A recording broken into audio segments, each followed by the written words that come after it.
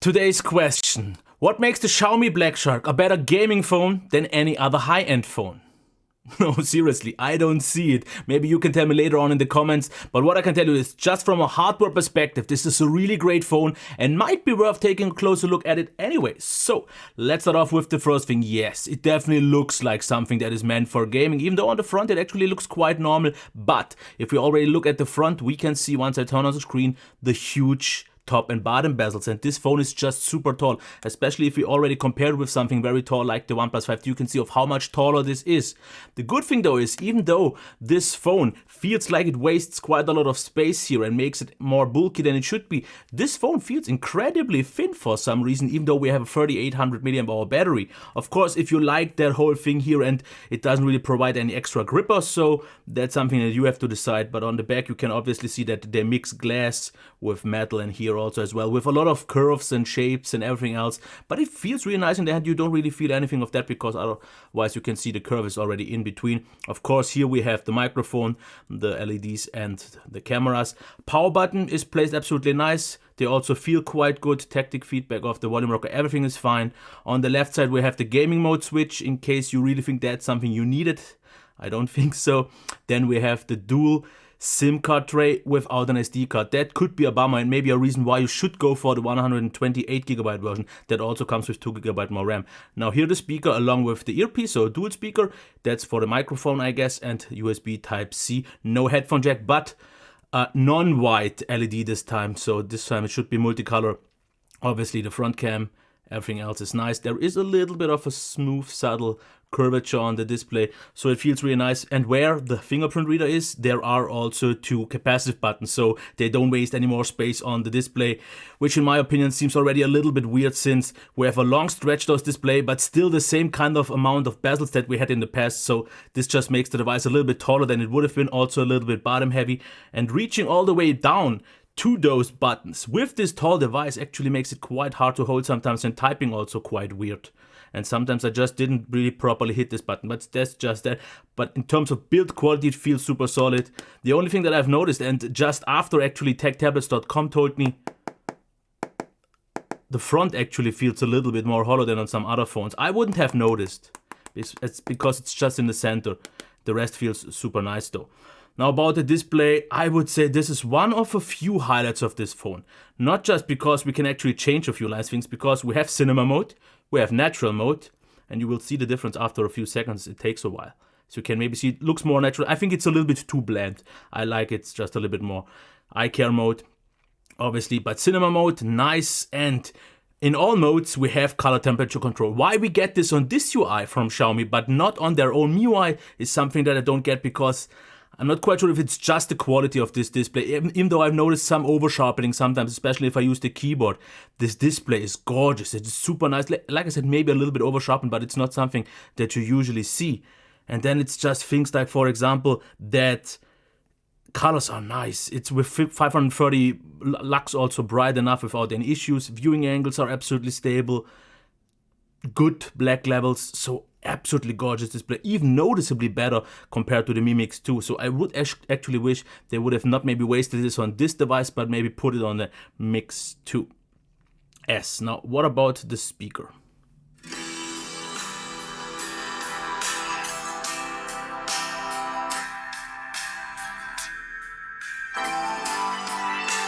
Now, the good thing is dual speaker system. Also good, very loud, very good quality. The only thing that I've noticed is that since the speaker here on the bottom is actually positioned on the edge here, so in an angle, for some reason I blocked it more when I held it like this than on some other phones. That's just to mention, but the sound is really nice, full and warm, high quality, and also noticeably better than on the Mi Mix 2S, and on a level like I would say with the S9. And maybe something like the Huawei P20 Pro. So really nice job done here. I really like the sound. Now headphone jack, I know, not included. You needed the dongle for that. A deal breaker for some, not maybe so much for others, but what I can tell you is what the good thing is about that, they push quite a lot of power out through that jack and give you a lot of power. So very high quality sound. The Snapdragon 845 does that already very well, but it gives it more power, so it's loud, and I can actually drive some headphones that I usually can't with phones with a really good quality. We don't maybe get particularly the same settings that we got with MIUI, but that's something that I never really bothered about. Now performance.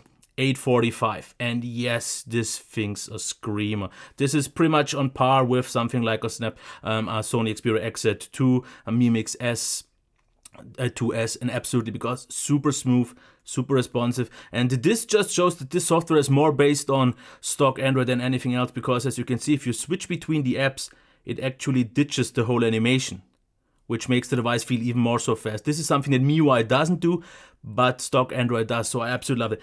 Multitasking is fast. It works a little bit weird though, because if you, for example, open this app, you press once, you can see it slides to the right side, and you press once again, and it makes this weird little transition animation.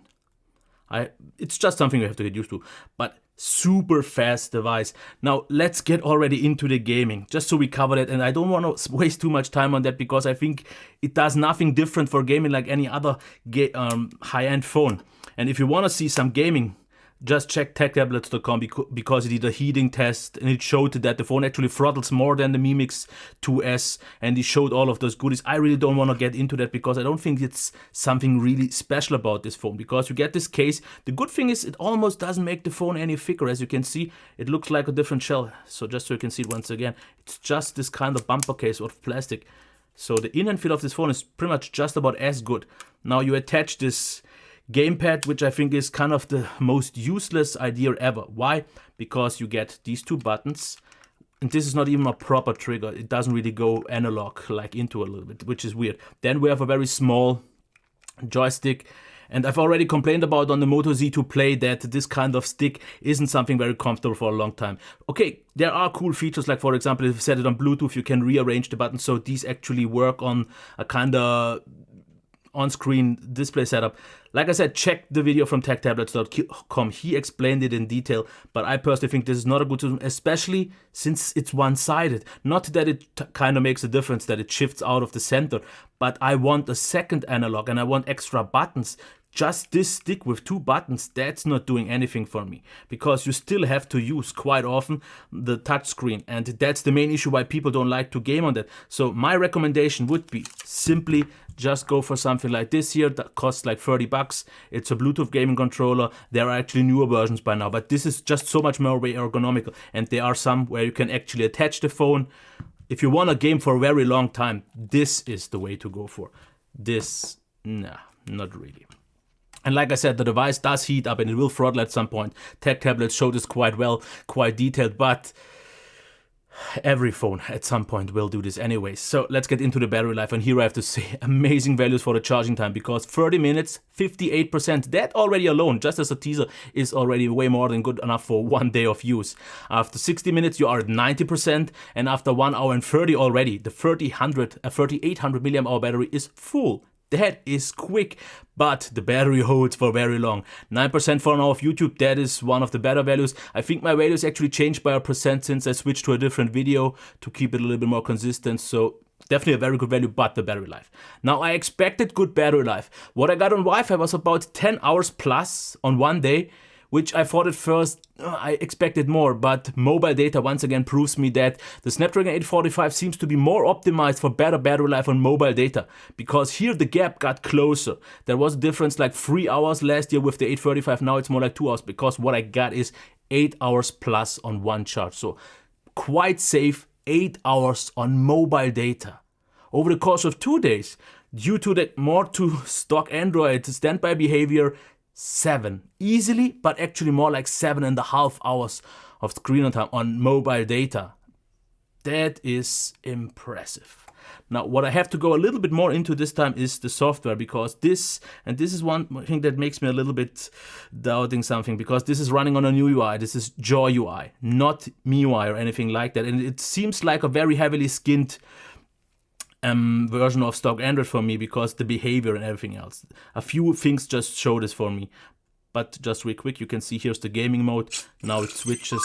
Yeah, you get a different panel, and like I said, I don't really want to go into that. Now, similar to MIUI, we still don't have an app drawer, which is not an issue. And the design definitely looks quite a lot like the phone itself, so a lot of green and gray. Customizable still, but we don't get quite the same amount of options that we get, for example, on MIUI. We still get some nice effects, for example, here, of course, the lighting effects, other effects, like, for example, key shortcut, for the power up and power down. I can change that setting. For some reason it doesn't do anything, but we don't have the extra shortcuts like we have on MIUI to maybe turn on the lighting and so on. But touchpad settings are there, so you can change, for example, the buttons. And here on the side, if you actually activate that, you have this, no, you have to make it like this. And then you have an extra pull-out menu, but this doesn't really work since it's the Japanese version, which is actually a thing. This is still a Chinese phone, it's not really available, so English is available, but there are things missing, like for example, just the global ROM, for example, now. And this is where I'm just not quite sure if this Jaw UI will get any updates in the future, because I already got one, but how about the because I'm not quite sure if they will put all effort updating just this phone for this UI. Other than that, we have a theming engine, but it doesn't really do the same as the MIUI engine, because I think it's a very new system, so we kind of have to think about that. Other than that, display settings I've already shown. Super Cinema mode is there. VR mode for the sound, not really a whole lot, but just so you can actually see what we have here. Password and fingerprint management, battery, so power consumption rating and such. So it looks a lot like stock Android, just heavily themed, but that is okay, because the whole system feels just as MIUI devices, very nicely optimized. Like I said, it's just the things that I'm not quite so sure about getting actually updates. But let's actually get into the next thing already, a camera. And I will just say this, since this is a gaming phone, the emphasis definitely isn't here on the best camera. And if you want a better camera from Xiaomi, go for the Mi Mix 2S, because the UI is still the same. They didn't change anything here. So you get short video, you get video, photo, portrait, square, panorama, manual. So nothing has really changed. Here's some extra options. For example, settings, timer, tilt, shift, straighten. For video, for example, you can also see that there is a time-lapse mode. But yeah, there is nothing really out of the ordinary here. So if you want the best camera, this is not it, but let's actually check how good it is. So let's get into it. Of course, from this distance, most cameras aren't quite sharp. You need to get a little bit further, which is something that you get here. And then I would say the selfie camera is almost a little bit better than on the Mi Mix 2S, or at least on par, because it still tends to slightly overexpose, but not quite as much anymore. Sharpness is okay, but just don't expect too many details or anything like that. It's a solid cam. I would say in general, the whole camera is good. It's okay. It's not bad at all, and it's not great at all, so that's fine. Now, with good lighting, almost too good lighting, it looks really nice, but once obviously you zoom in, and that is a general thing of this camera, you will see that it's just not quite high. So for social media, great, but I wouldn't really look too close on these on a monitor. For example, here, this looks absolutely fine. Shutter speeds obviously all fast, and autofocus was good, but not Mi Mix 2S good, but the pictures turn out absolutely nice. No real concerns here. Obviously, like I said, if you have something like this and you see, then you just see that details are missing. And here, for example, once again. So it's not a perfect shooter, but just for casual things, especially if you are more into gaming and you just want the power and the battery life, this camera will do just fine. There is a bokeh mode. Once you get it actually working, it works, as you can see here, quite decent, but it's a little bit of a pain in the ass to get it working. But as you can see, pictures look nice. Low light qualities, you can see in just about now. Also okay. It's quite on the soft side, but at least not very grainy. Quality is okay. Yep. Like I said, I'm not blown away, but I'm absolutely also not disappointed. Now, this was okay. Yeah, I know what happened. The new Windows update changed my media player. So as you can see here, this is 4K. Stabilization is activated, but it doesn't really work. And you can see that it also here doesn't seem quite as detailed. You get the kind of normal artifacting that we get from Xiaomi devices. The quality itself is good.